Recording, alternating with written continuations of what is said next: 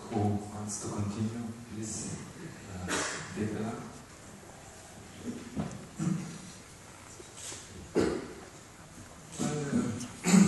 I can continue with the same line. I should also agree that we don't need to speak about institutions, because as soon as we interpret our spiritual approach to some institution, then we are somehow trapped into forms that only somehow hinder our best outlook on the realm that the religion should do with. So this is the problem of institutions. This was a problem that always existed, and we don't need to speak much about that, because this is the problem of authority, violence maybe, and this is something that brings us very far from religion or God, if you want to speak about God. Well, the concept of God that influenced scientific views, Professor Lennox spoke about, this is something much more subtle than confessional religions can explain. This is something that very deeply embedded in the soul of this or that particular person, and this is something that everyone, every great scientist had to invent within his personal life, within himself, very slowly, with great care. And this is something that cannot be just bought from some institution. So I think that a great deal of conflict between science and religion was because either science or religion wanted to keep some superior role in society, a role of something that is sovereign over other people. And this is neither religion nor a scientific approach. So we should come somewhere deeper under this core of these forms which are woven mainly by authorities, by institutions and so on. So people like, well, we all know that people like Newton or anyone else, they were religious. But when Einstein was asked whether he was religious or not, he said, well, it's very difficult to answer, because first you must explain what God means to you. And so as soon as you speak about God, we somehow attach some words to this concept, some forms, and it's very difficult to speak with words about the things. So what gives energy to scientists when scientists say, well, I'm influenced by religion? This is something that is very difficult to explain in words.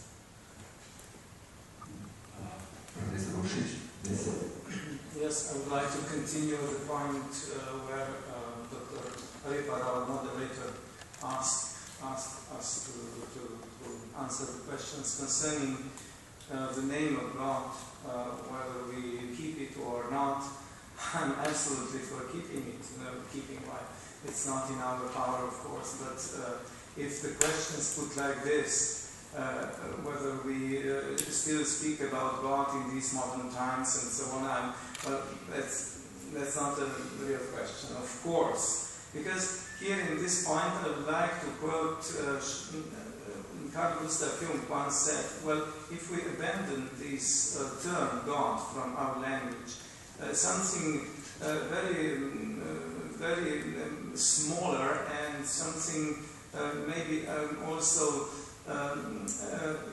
very bad can substitute this empty place.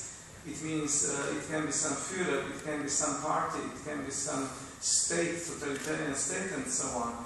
So here that is not a question. Another question which is relevant here is the question which was in our papers which we got. I don't know if you got also this. Yes, I did see it. Yeah. The answers for this debate. Whether God is compatible with religions in their development, historical development. Of course, I would answer not with all religions in their historical development, because also religion is a historical phenomenon, of course.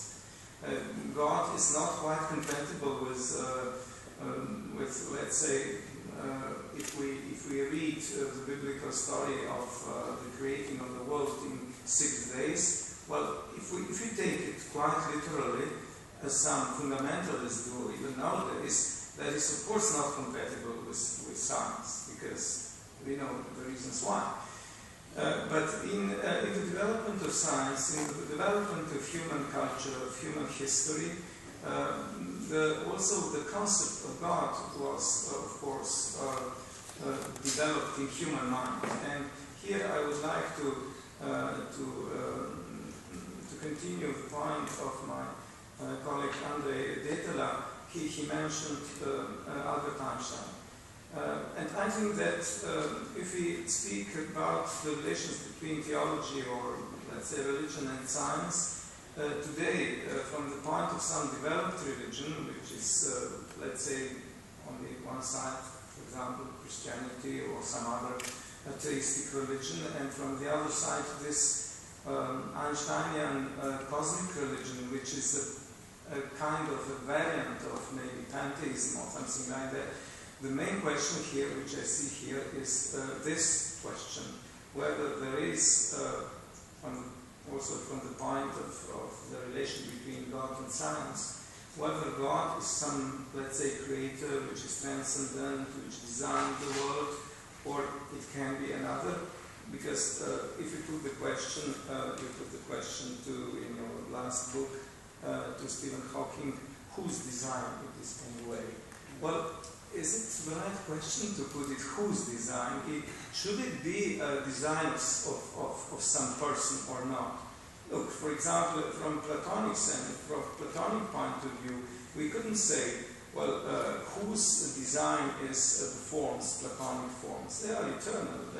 They are design, of course. They are some kind of design, but there in Timaeus, for example, the demiurge is not a god in this theistic sense. It's some kind of mediator between design and between realization of this design in the world. So it's not so obvious as maybe, I don't know very, but I'm sorry I haven't read all the books and so on, but for me it's not so obvious that design, if we're speaking about design, in nature. I don't mean in biology, in biosphere, but in cosmic sense, like fine-tuning and so on. Well, it's not so obvious that it's theistic design. There are other alternatives, and we don't need to slip into reductionism, on the other hand. Well, I think that science is neither materialistic in itself, nor idealistic. It can be, of course, reductionistic on one hand or holistic on the other, and I'm more on the second, for the second value. And at the end of this question, Professor Ule, please. That could be short or long, or faster. I would like to hear a short one. First, I speak here as a person. What does it mean for me as a person to speak on God? I have to say that I'm primarily interested in God as an aspect or a dimension of my spiritual life, which is the source of perpetual inspiration for me here and now. And in my view, any terminological or conceptual question in this regard are irrelevant, because they don't refer to my God as my best friend, or more precisely, to God as a transcendent, lively transcendence with which I'm personally engaged with, but one that I'm unable to adequately grasp or express with words or notions. And thus, in this sense, I have no idea, no definite conception on what God is, but in some sense, I know who He is. That is to say, I try to maintain my personal relationship with Him. And that is why I feel that metaphysical discussions, such as debates about the relationship between atheists or theists, they don't lead to final conclusions. That is, they don't and cannot provide the final answer.